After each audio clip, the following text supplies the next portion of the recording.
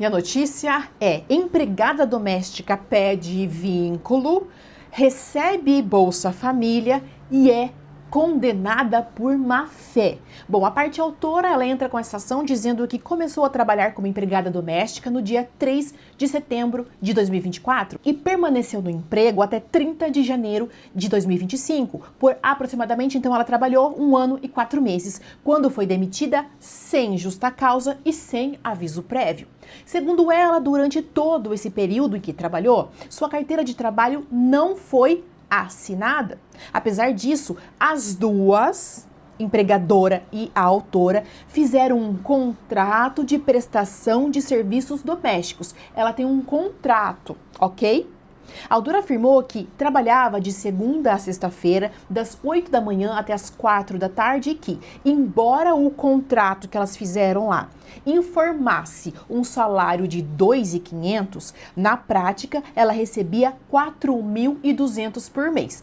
Todas essas informações são importantíssimas aqui. Por isso, então, ela pediu o quê?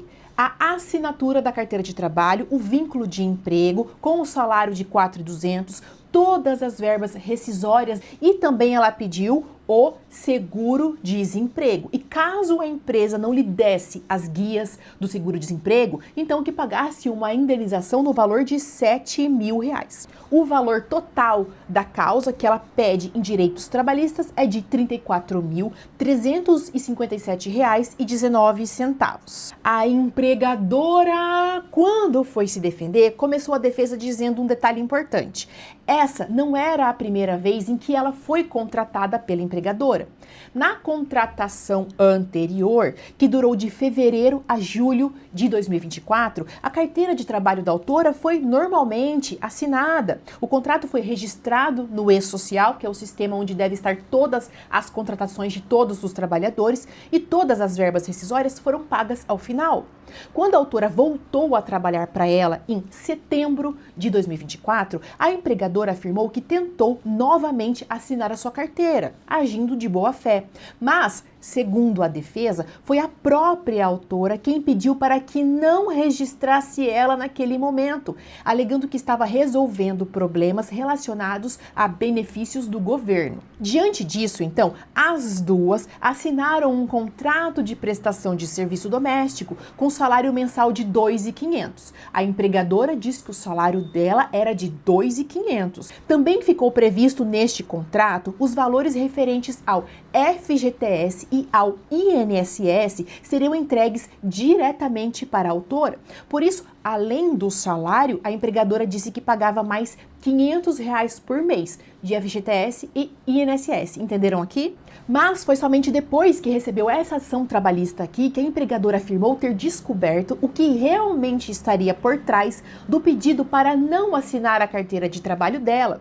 Segundo a defesa, ela consultou o portal da transparência e verificou que a autora recebeu Bolsa Família durante todo o período em que trabalhou na casa dela. Para a empregadora, esse seria o verdadeiro motivo pelo qual a autora não queria ser registrada: continuar recebendo o benefício do governo. Sobre o salário de R$ 4.200 mencionado no processo, a defesa também apresentou uma outra versão. A empregadora afirmou que o salário fixo sempre foi R$ 2.500 e que mantinha outras profissionais contratadas especificamente para cozinhar. Segundo ela, a autora começou a fazer algumas diárias de cozinha porque contou que havia sido abandonada pelo marido e precisava aumentar a sua renda. Esses valores dessas diárias eram pagos por Pix e apareciam identificados como vinha escrito no Pix: extra cozinha ou diária de sábado. A defesa afirmou que os pagamentos variavam e nem sequer ocorreram em todos os meses,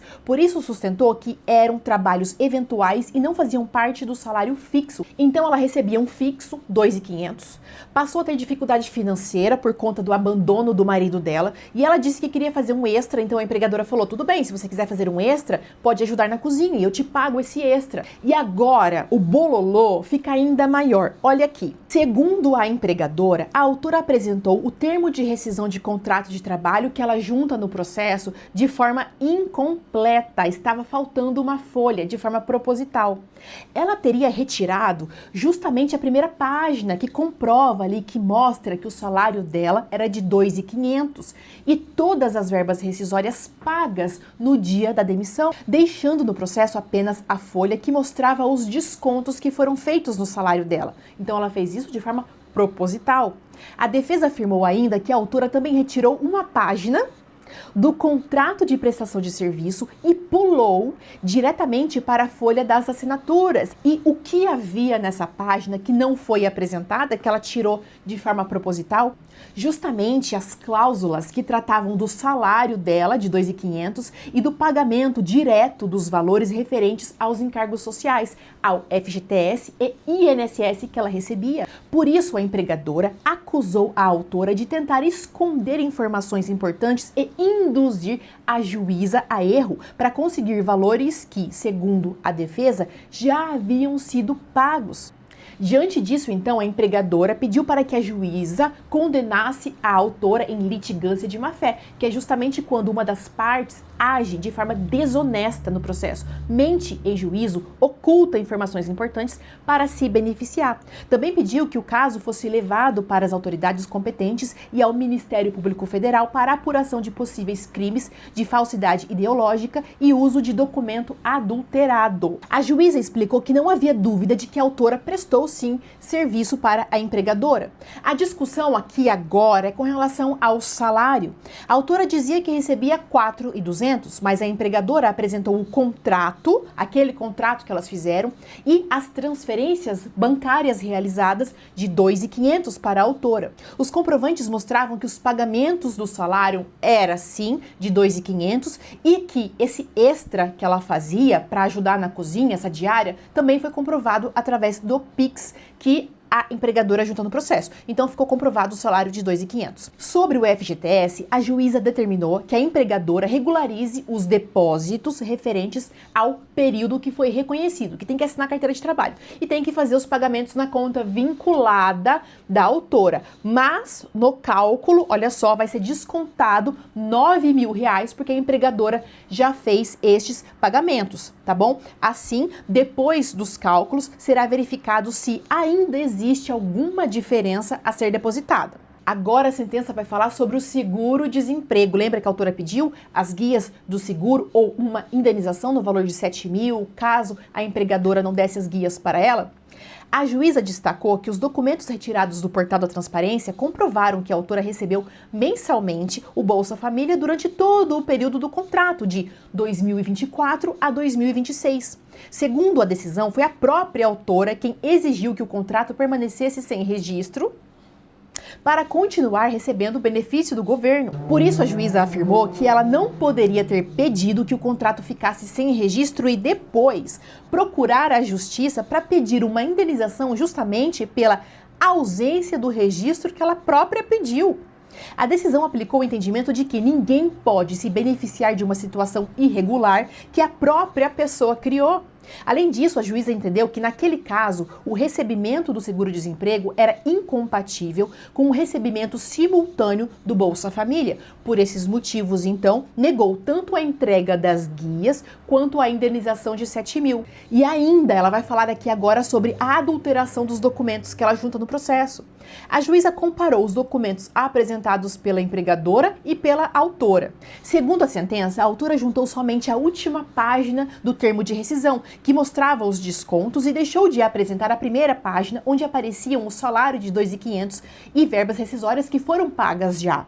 Ela também apresentou o contrato de prestação de serviço de forma incompleta, de propósito, retirando justamente a última página que continha informações sobre o salário e o pagamento dos encargos sociais. Para a juíza, não se tratava de um simples erro ao colocar os documentos no processo negativo. A autora teria omitido as páginas importantes com o objetivo de alterar a verdade, induzir o juízo a erro e conseguir uma vantagem financeira indevida. Por isso foi condenada a uma multa por litigância de má-fé no valor de 2% do valor atualizado da causa. O valor da causa era de 34 mil, lembra? Então, ela vai ter que pagar de multa o valor de R$ 687,14 e este valor vai para a empregadora.